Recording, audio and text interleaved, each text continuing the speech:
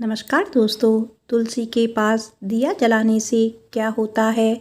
आज मैं आपको इसकी पौराणिक कथा सुनाऊंगी। अगर आपको यह कथा अच्छी लगे तो वीडियो को लाइक, सब्सक्राइब और शेयर जरूर कीजिएगा। एक बार की बात है, देवी सत्यभामा भगवान श्री कृष्ण के पास आती हैं और उनसे पूछने लगती हैं, हे स्वामी, आप नित्य तुलसी को जल देते हैं और देवी रुक्मणी नित्य तुलसी के पास दीपक जलाती हैं। इसके पीछे क्या रहस्य है? कृपया आप मुझे तुलसी को जल देने और तुलसी के पास दीपक जलाने का महत्व सुनाइए। भगवान श्री कृष्ण कहते हैं, हे देवी सत्यभामा, तुमने अत्यंत महत्वपूर्ण प्रश्न किया है। देवी तुलसी लक्ष्मी का ही अवतार है। देवी तुलसी भगवान विष्णु को अत्यंत प्रिय है, इसीलिए यह मुझे भी सबसे अधिक प्रिय है। मासों में कार्तिक और वनस्पतियों में मुझे तुलसी प्रिय है। जो भी मनुष्य तुलसी को जल देता है उस पर मेरी कृपा सदैव बनी रहती है।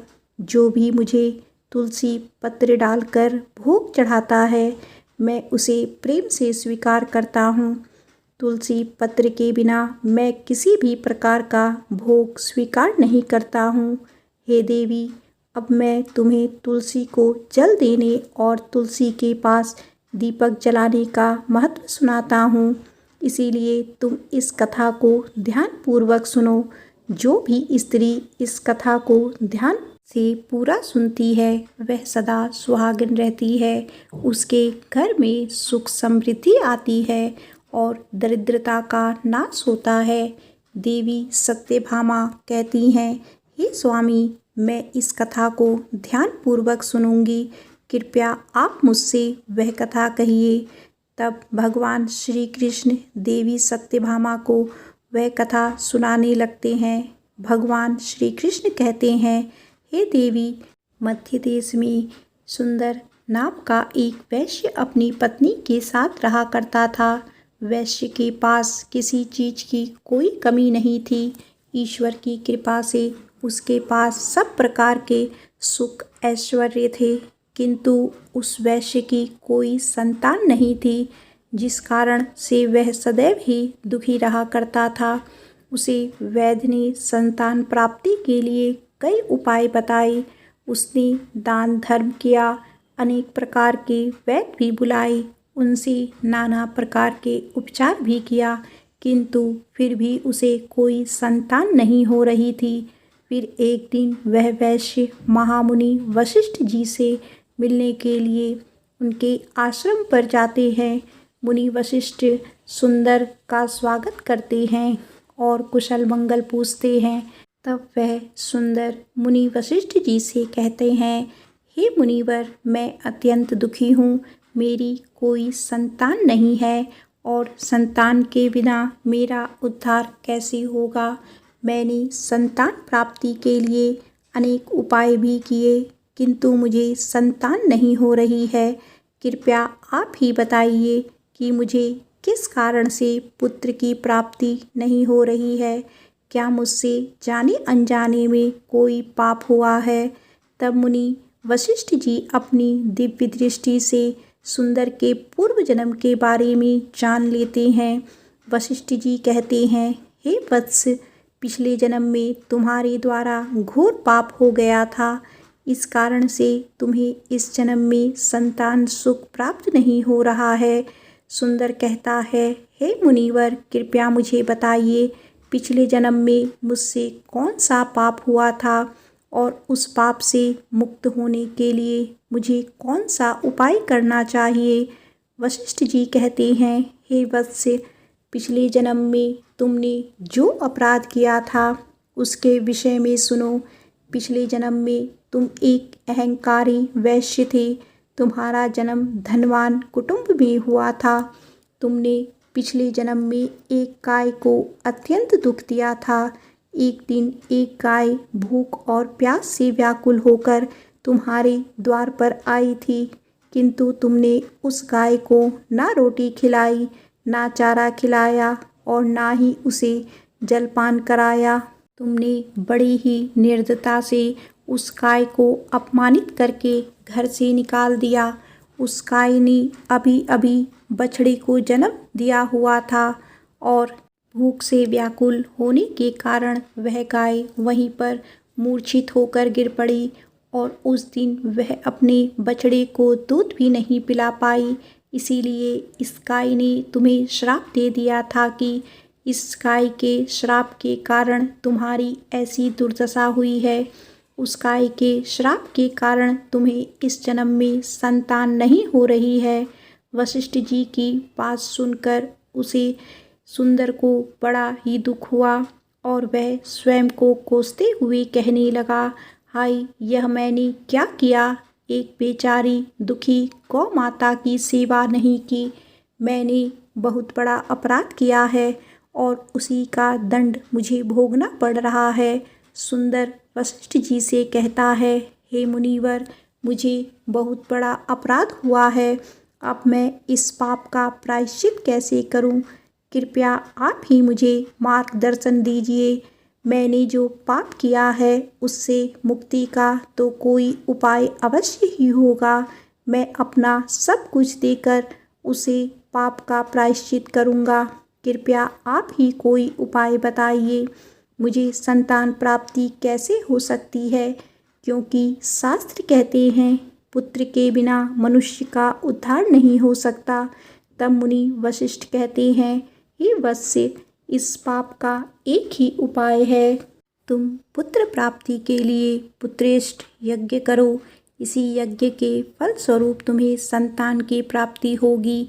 इस यज्ञ को संपन्न करके तुम ब्राह्मण को भोजन कराओ, वस्त्र और गाय का दान करो, तभी तुम्हें इस पाप से मुक्ति मिलेगी। तब सुंदर वशिष्ठ जी को धन्यवाद देते हुए कहता है, हे मुनिवर, आपका कोटि कोटि धन्यवाद है। मैं आपके कहे अनुसार अवश्य ही पुत्रेष्ठ यज्ञ करूँगा और ब्राह्मणों को गायों का दान करूँगा। इतना कहकर वह सुंदर शीघ्रता से अपने घर पर लौट आता है और अपनी पत्नी को सारी हकीकत सुनाता है। फिर वे दोनों ही पुत्रेष्ठ यज्ञ की तैयारी करते हैं। अनेक ऋषि मुनियों को निमंत्रण देकर वह सुंदर पुत्रेष्ठ यज्ञ संपन्न करता है और उन ऋषि मुनियों तथा ब्राह्मणों को गाय का दान करता है। यज्ञ के संपन्न होने के पश्चात यज्ञ की आग से अग्निदेव प्रकट होते हैं और सुंदर को कहते हैं, हे सुंदर, आज तुम्हारा यज्ञ सफल हुआ। तुमने पुत्र प्राप्ति के लिए यह यज्ञ किया था, इसीलिए तुम्हें मेरी कृपा से एक पुत्र की प्राप्ति होगी। किंतु तुम्हारे पुत्र की आयु केवल 18 वर्ष की ही होगी और 18 वर्ष समाप्त हो जाने के पश्चात तुम्हारे पुत्र की मृत्यु हो जाएगी। इतना कहकर अग्निदेव अंतर्ध्यान हो गए। पुत्रेष्ठ यज्ञ करके वह अग्निदेव से पुत्र का वरदान प्राप्त करके वह सुंदर बहुत ही प्रसन्न तो हुआ, किंतु उसे बड़ा दुख भी हुआ। सुंदर ने सोचा, पुत्र ना होने से अच्छा है कम आयु वाला पुत्र ही ठीक है। फिर वह पहले की तरह अपने कार्य में लगा रहा। कुछ ही दिनों के पश्चात उसकी पत्नी ने गर्भ धारण किया। सुंदर ने पुत्र के जन्म से पूर्व किए जाने वाले सभी संस्कार किया और फिर उसे एक अत्यंत सुंदर पुत्र की प्राप्ति हुई। वह बालक बड़ा ही तेजस्वी दिखाई पड़ रहा था। सुंदर ने पुत्र के जन्म के बाद किए जाने वाले सभी संस्कार किए और पुत्र को गुरुकुल में शिक्षा प्रदान करने भेज दिया। सुंदर का पुत्र जैसे जैसे बड़ा होने लगा, सुंदर को बहुत अधिक चिंता सताने लगी। फिर जब उसका पुत्र 16 वर्ष का हुआ तो सुंदर की पत्नी ने उससे कहा, अब हमें अपने पुत्र का विवाह कर देना चाहिए। हमारा पुत्र अब विवाह के योग्य हो गया है। सुंदर ने कहा, हे प्रिय, विधि के विधान के अनुसार हमारे पुत्र की आयु केवल 18 वर्ष की ही है। 18 वर्ष के पश्चात हमारे पुत्र की मृत्यु हो जाएगी। इसीलिए हमें इसका विवाह करके किसी कन्या के जीवन को बर्बाद नहीं करना चाहिए। वह तो 2 वर्षों बाद विधवा ही हो जाएगी, फिर उसे जीवन में अनेक कष्ट सहन करने पड़ेंगे। लेकिन सुंदर की पत्नी नहीं मानी। वह अपने पुत्र का विवाह होता देखना चाहती थी। सुंदर की पत्नी कहती है, हे नाथ, कुछ भी हो, मैं अपने पुत्र को अविवाहित मरते हुए नहीं देख सकती। हमारे पास किस चीज़ की कमी है? हमारी पुत्र वधू इस संपत्ति को प्राप्त करके सुखी जीवन जी सकती है। इसीलिए अब आप संकोच ना करें और हमारे पुत्र के लिए सुंदर कन्या की खोज करें। अपनी पत्नी के मन के आगे सुंदर की एक ना चली और फिर वह पुत्र के विवाह के लिए मान गया। फिर उसने पास ही के नगर में रहने वाले एक अत्यंत गरीब वैश्य की पुत्री के साथ अपने पुत्र का विवाह संपन्न किया। सुंदर की बहू का नाम सुभद्रा था। वह अत्यंत गुणवान, चरित्रवान और पतिव्रता नारी थी। वह अपने पति के मृत्यु की बात को नहीं जानती थी। सुभद्रा नित्य अपने सास ससुर और अपने पति की सेवा करने लगी।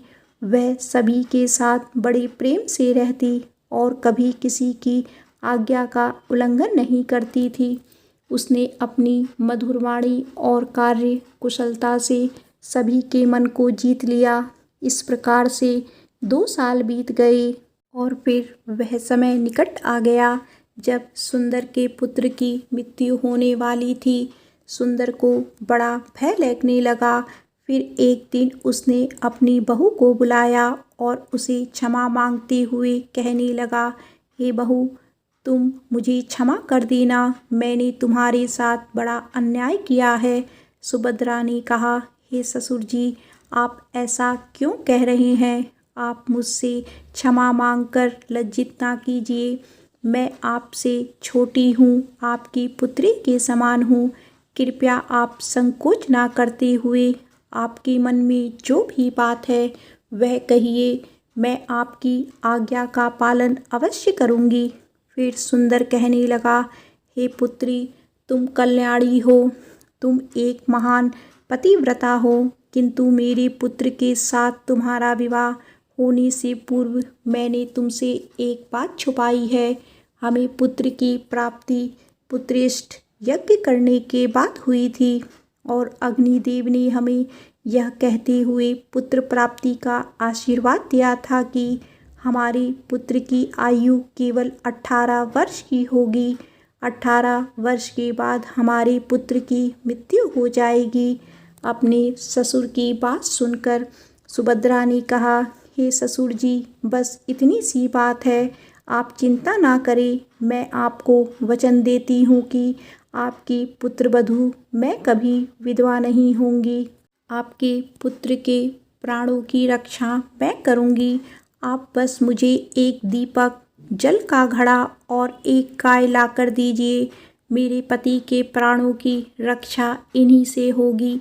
सुभद्रा की बात सुनकर सुंदर को बड़ा आनंद हुआ और वह कहने लगा, हे बहू, जैसी तुम्हारी इच्छा, मैं तुम्हें वह सब चीज़ लाकर देता हूँ।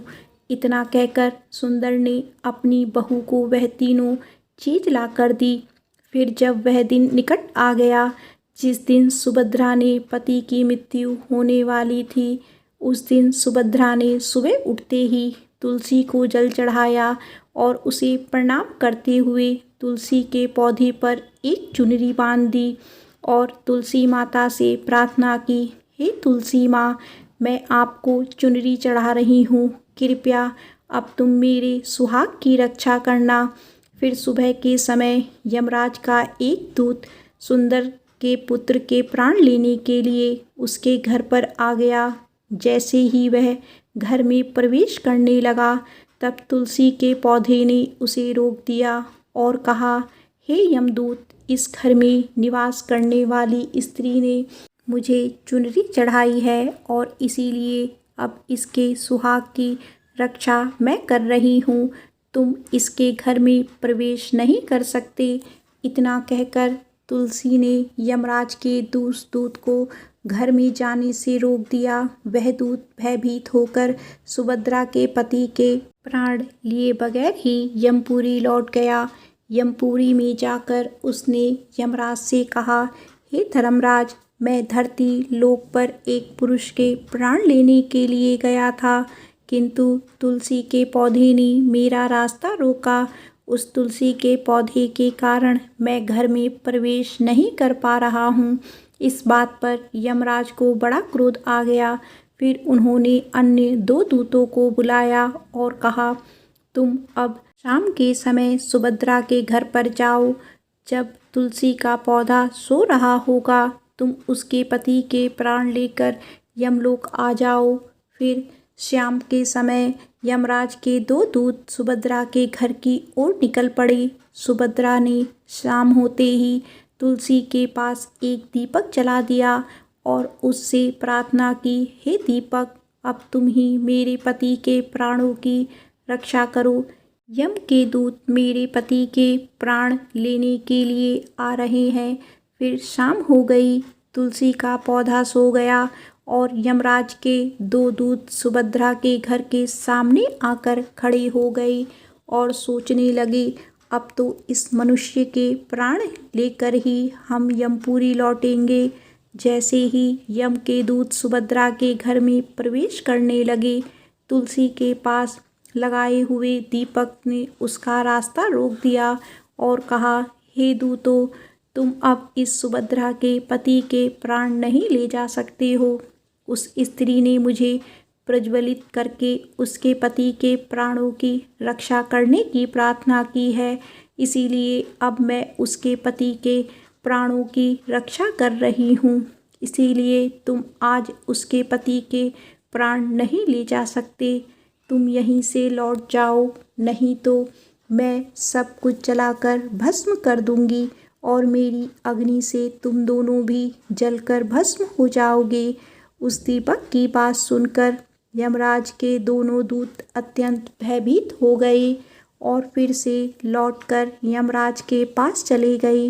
वहाँ पर जाकर उन्होंने यमराज को सारा वृतांत सुनाते हुए कहा, हे यमराज, आपकी आज्ञा का पालन करते हुए हम दोनों शाम के समय उस पुरुष के प्राण लेने के लिए गए थे, किंतु तुलसी के पास जलाए हुए दीपक ने हमारा रास्ता रोक लिया, इसीलिए हम खाली हाथ ही लौट आए हैं।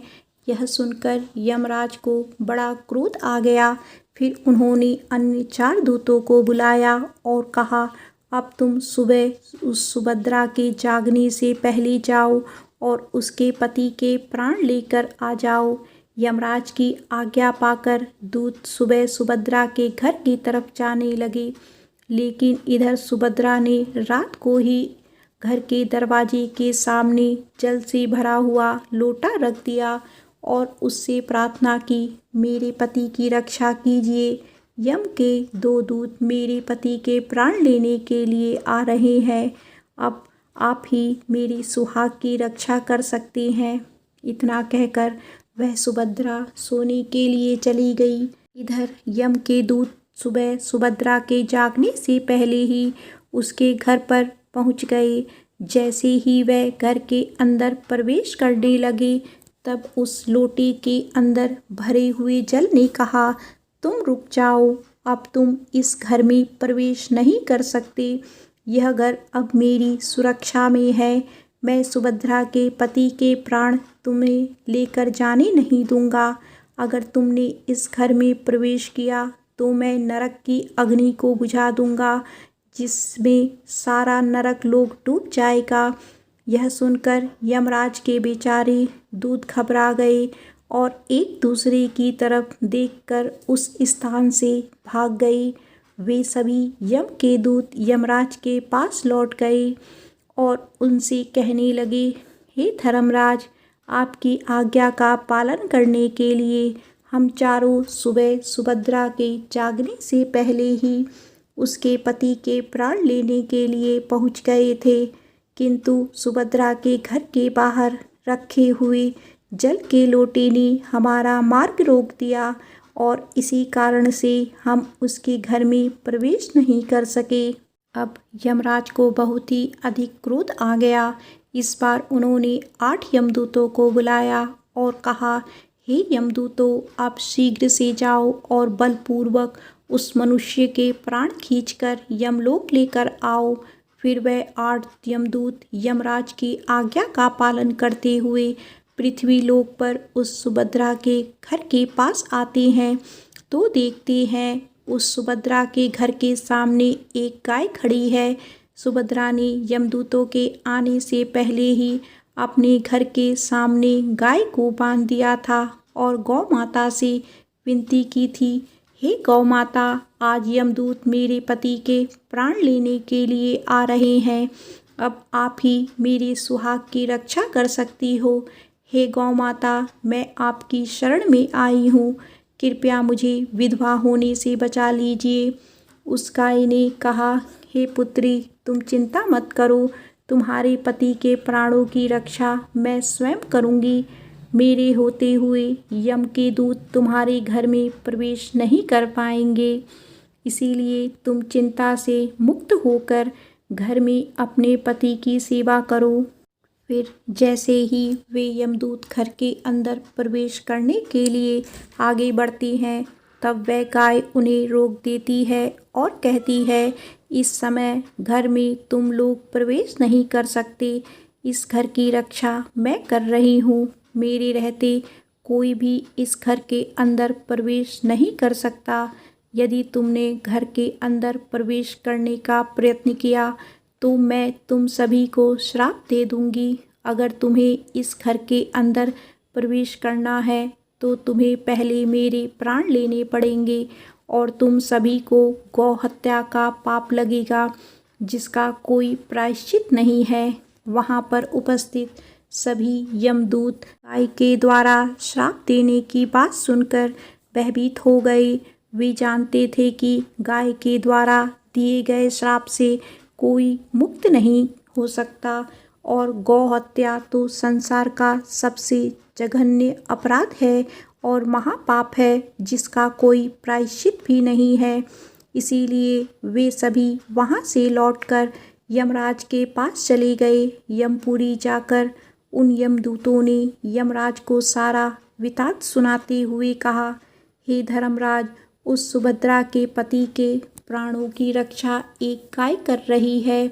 उस गाय ने हमें श्राप देने की बात कही, इसीलिए हम सभी भयभीत होकर वापस लौट आए हैं।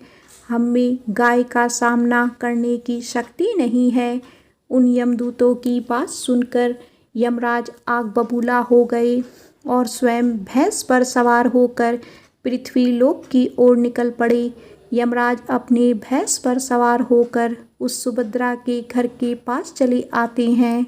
यमराज को अपने घर के सामने खड़ा हुआ देखकर सुभद्रा भयभीत हो जाती है और जल्दी से आकर यमराज के चरण स्पर्श करके उन्हें नमस्कार करती है और उनकी स्तुति करने लगती है। हे यमराज, आप तो तीनों लोकों के प्राणियों पर कृपा करने वाले महान देवता हैं। इस संसार के समस्त प्राणियों के पाप और पुण्य का लेखा जोखा आप अपने पास रखते हैं। हे न्याय के देवता धर्मराज, मैं सत्य धर्म का पालन करने वाली पतिव्रता स्त्री हूँ। मैं आपको बारंबार नमस्कार करती हूँ। कृपया मुझे आशीर्वाद दीजिए। सुभद्रा के द्वारा की गई स्तुति से यमराज अत्यंत प्रसन्न होते हैं और उसी अनजाने में ही सदा सुहागन रहो ऐसा कहकर आशीर्वाद देते हैं। फिर जब यमराज सुभद्रा के पति के प्राण ले जाने के लिए आगे बढ़ते हैं तो सुभद्रा कहती है, हे धर्मराज, आपने अभी मुझे सदा सुहागन रहने का आशीर्वाद दिया है और अब आप मेरे पति के प्राण लेने जा रहे हैं। इससे तो आपका आशीर्वाद झूठा साबित हो जाएगा। यह सुनकर धर्मराज रुक जाते हैं और सुभद्रा की ओर देखकर मुस्कुराने लगते हैं। सुभद्रा के निर्मल हृदय और अपनी पति के प्रति समर्पण भाव को देखकर यमराज अत्यंत प्रसन्न होते हैं। सुभद्रा की ओर देखकर यमराज कहते हैं, हे पुत्री, आज तुमने साक्षात मृत्यु को ही पराजित किया है। मैं तुम्हारे पतिव्रत धर्म से अत्यंत प्रसन्न हूँ। अब मैं तुम्हारे पति के प्राण छोड़ देता हूँ। तुम्हारी जो भी मनोकामना है वह मुझसे मांग लो। तब सुभद्रा ने कहा, हे धर्मराज, मैं अपने पति के लिए 100 वर्ष की आयु मांगती हूँ। मेरे लिए मेरे पति ही परमेश्वर है। मैं अपने पति को छोड़कर जीवित नहीं रह सकती, इसीलिए आप मुझे यही वरदान दीजिए। तब यमराज प्रसन्न होकर कहते हैं, तथा अस्तु। हे कल्याणी, आज से जो भी स्त्री अपने घर के सामने तुलसी का पौधा लगाती है, तुलसी के पास शाम को दीपक जलाती है, जिस घर के सामने गाय बंधी होती है और जो स्त्री अपने घर के सामने जल का लोटा रखती है, उसके घर में कभी मेरे दूत प्रवेश नहीं करेंगे। इतना कहकर यमराज उस स्थान से अंतर्ध्यान हो जाते हैं। भगवान श्री कृष्ण कहते हैं, हे देवी, इस प्रकार से सुभद्रा ने अपने पतिव्रता धर्म का पालन करके उसकी मृत्यु को टाल दिया था। इसीलिए जो भी स्त्री अपने घर के सामने तुलसी का पौधा लगाती है, रोज़ शाम को तुलसी के पास दीपक जलाती है, उसके घर में मृत्यु प्रवेश नहीं करती। जिस घर के सामने गाय बंधी होती है, उस घर में कभी दुख दरिद्रता नहीं आती। जो स्त्री अपने घर के सामने जल से भरा हुआ लोटा रखती है, उसके घर में कभी शोक नहीं होता। इस प्रकार से भगवान श्री कृष्ण ने देवी सत्यभामा को तुलसी के पास दीपक जलाने का महत्व सुनाया।